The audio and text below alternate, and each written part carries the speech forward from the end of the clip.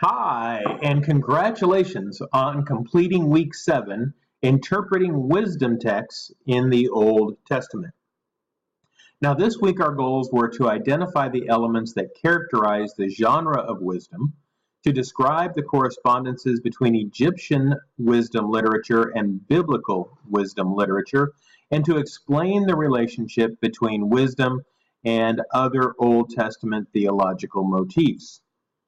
And we did that through a couple of papers and a discussion post. So while reading the teachings of Amenope, keep an eye out for parallels and some similarities. And then I had you write a paper outlining both the historical context of Proverbs and the historical context of the teaching of Amenope, and then looking at similarities and differences, and then finally trying to understand why there might be similarities and differences. So each of those three things that I just mentioned, historical context, some similarities, and then as to why, were the ways I graded. If you did not discuss in the first part of your paper the context between Amenope and the Bible, I made deductions. I wanted to see what types of similarities and differences you identified and how you classified those. If I felt that there was not enough research on that and discussion, then there were some deductions. And then finally, I wanted a research, meaning outside research, plus your own personal opinion as to why the genre of ancient Near Eastern wisdom literature is included in both Egyptian and biblical wisdom.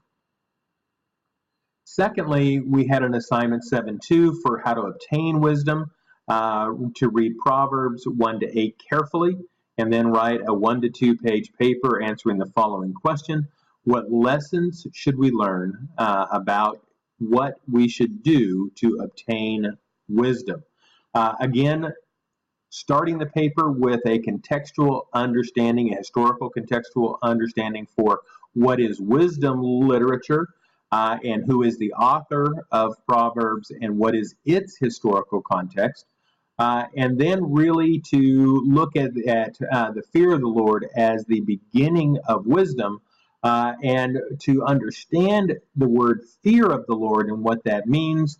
I was looking for either a word study or some outside research on what fear of the Lord actually means as the basics for understanding wisdom. And then I wanted to see some other evidence from Proverbs as to what is the goal of Proverbs in general, what is the goal of wisdom, and then some other important passages on wisdom. And then finally concluding with your understanding based upon all of your research and all of your studying on what wisdom means in a modern context.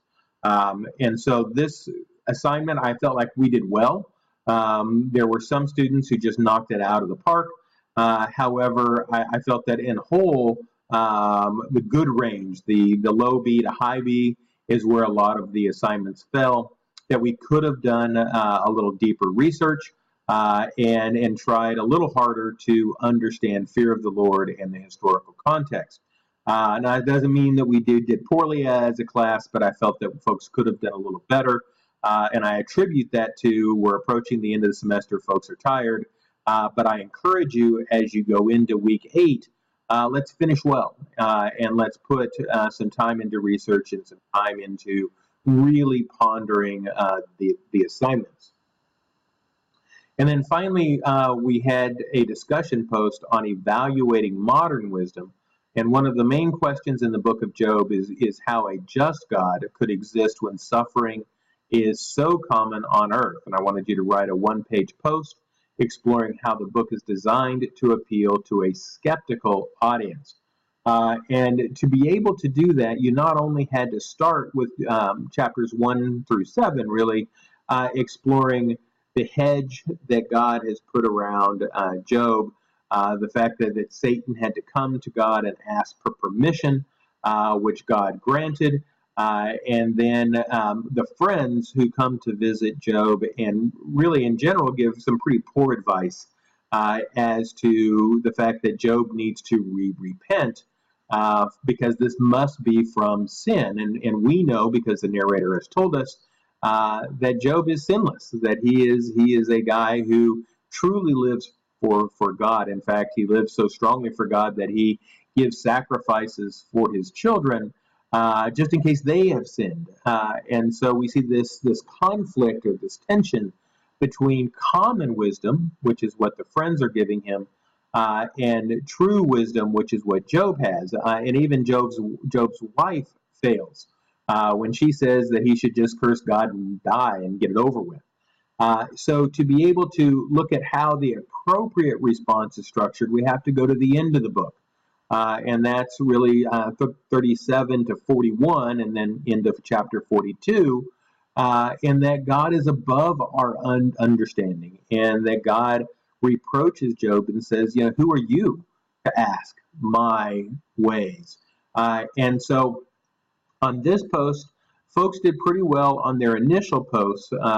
Again, a couple of students I thought just went over and above and did a great job. But in our ongoing engagement in discussion, it began to taper off, and I was a little disappointed with that, and I had to take some deductions for lack of engagement on various posts. And then to look at it, one of the keys to this assignment is, are you writing the assignment from your perspective or from God's perspective?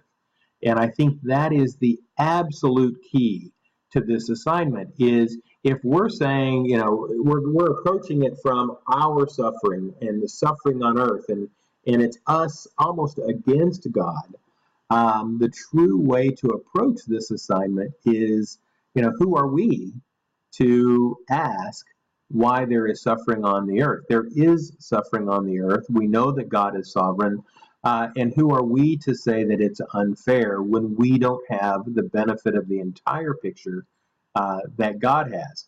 And so I wanted in this discussion post to see a little bit of a reversal where all too often, especially in the West, we approach all questions from my egocentric position.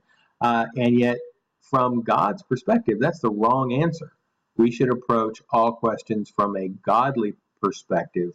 And what is God trying to accomplish, not what is the result upon our lives. So that's kind of what I was looking for, and a few folks picked that up, but for the most part, I felt like we could have shifted our perspectives a little more. Well, with that, so the first key is to review the speeches of the friends, then to review chapter 38 on God's response. Job came to the realization of his own limitations before the omniscient Lord. Because humans are limited in their knowledge and understanding, they, like Job, must learn to trust the Lord for what they do not and cannot comprehend. Some passages in Job 42. Job understands in the end that God is sovereign. I know that you can do all things. No purpose of yours can be thwarted. And then I really would have liked to see some ongoing engagement into the New Testament, like Romans 9:20 and 21. God can and will do whatever he sees fit. It is not our job to question him. It is our job to trust him.